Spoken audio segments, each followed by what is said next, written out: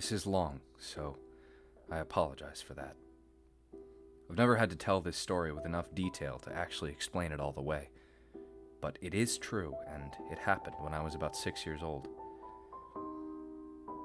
In a quiet room, if you press your ear against a pillow, you can hear your heartbeat. As a kid, the muffled, rhythmic beats sounded like soft footsteps on a carpeted floor. And so, as a kid, almost every night, just as I was about to drift off to sleep, I would hear these footsteps and I would be ripped back to consciousness, terrified. For my entire childhood, I lived with my mother in a fairly nice neighborhood that was in a transitional phase. People of lower economic means were gradually moving in, and my mother and I were two of these people. We lived in the kind of house you see being transported in two pieces on the interstate, but my mom took good care of it. There were a lot of woods surrounding the neighborhood that I would play in and explore during the day. But at night, as things often do to a kid, they took on a more sinister feeling. This, coupled with the fact that, due to the nature of our house, there was a fairly large crawl space underneath, filled my mind with imaginary monsters and inescapable scenarios which would consume my thoughts when I was awoken by the footsteps. I told my mom about the footsteps, and she said that I was just imagining things. I persisted enough that she blasted my ears with water from a turkey baster once, just to placate me, since I thought that would help. Of course, it didn't. Despite all the creepiness and footsteps, the only weird thing that ever happened was that every now and then, I would wake up on the bottom bunk despite having gone to sleep on the top. But this wasn't really weird, since I'd sometimes get up to piss or get something to drink, and could remember just going back to sleep on the bottom bunk. I'm an only child, so it didn't matter. This would happen once or twice a week, but waking up on the bottom bunk wasn't too terrifying. But one night, I didn't wake up on the bottom bunk. I had heard the footsteps, but was too far gone to be woken up by them, and when I was awoken, it wasn't from the sound of footsteps or a nightmare, but because I was cold. Really cold. When I opened my eyes, I saw stars. I was in the woods. I sat up immediately and tried to figure out what was going on. I thought I was dreaming, but that didn't seem right, though neither did me being in the woods. There was a deflated pool float right in front of me, one of those shaped like a shark. This only added to the surreal feeling, but after a while it seemed like I just wasn't going to wake up because I wasn't asleep. I stood up to orient myself, but I didn't recognize these woods. I played in the woods by my house all the time, and so I knew them really well. But if these weren't the same woods, then how could I get out? I took a step and felt a shooting pain in my foot, which knocked me back to where I had just been laying. I'd stepped on a thorn. By the light of the moon, I could see that they were everywhere. I looked at my other foot, but it was fine, and as a matter of fact, so was the rest of me. I didn't have another scratch on me, and I wasn't even that dirty. I cried for a little bit and then stood back up. I didn't know which way to go, so I just picked a direction. I resisted the urge to call out since I wasn't sure I wanted to be found by who or what might be out there.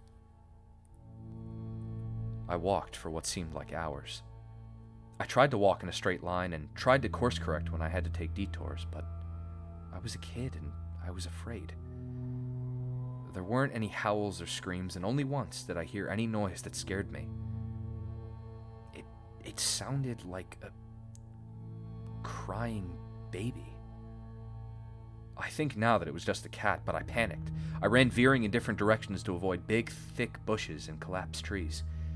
And I was paying close attention to where I stepped because by that point my feet were in pretty bad shape. I paid too much attention to where I was stepping and not enough to where those steps were leading, because not long after hearing the cry, I saw something that filled me with a kind of despair I haven't experienced since.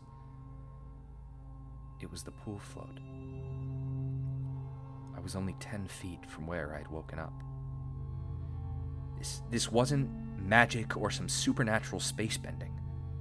I was lost.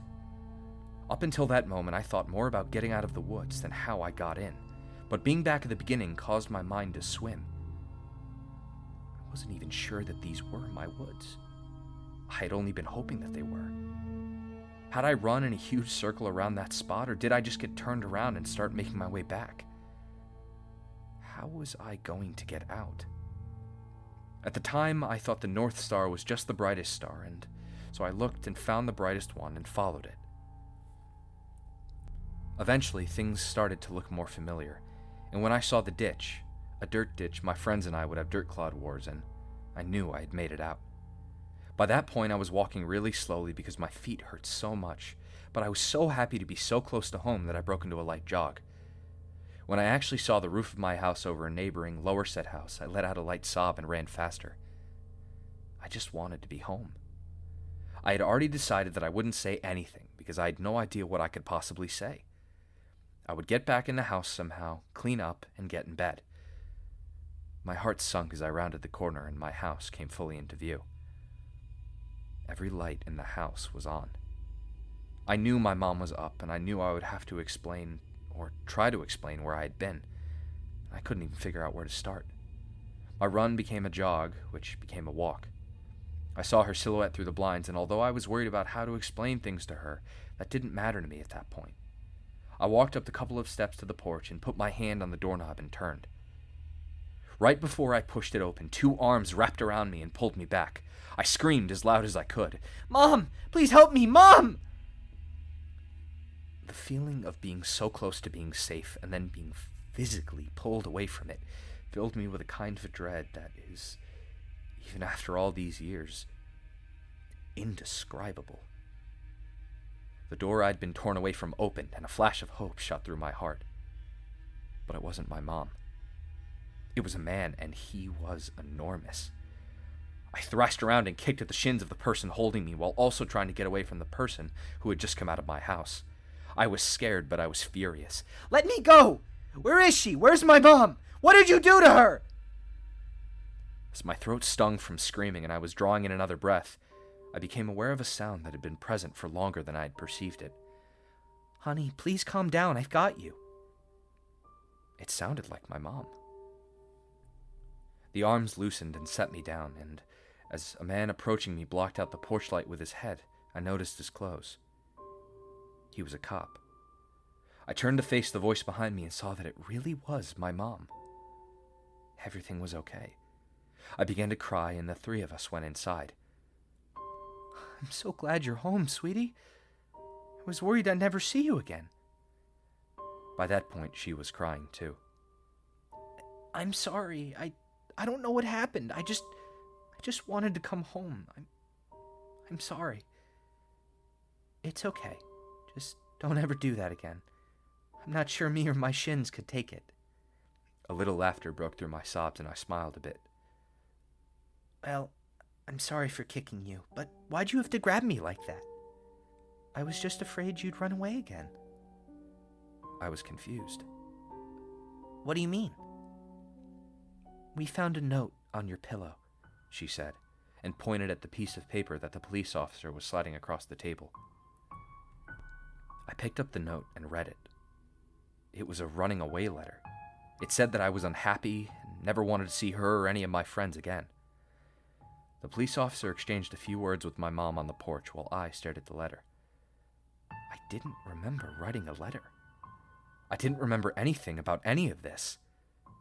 But even if I sometimes went to the bathroom at night and didn't remember, or even if I could have gone into the woods on my own, even if all of that could have been true, the only thing I knew at that point was, this isn't how you spell my name. I didn't write this letter.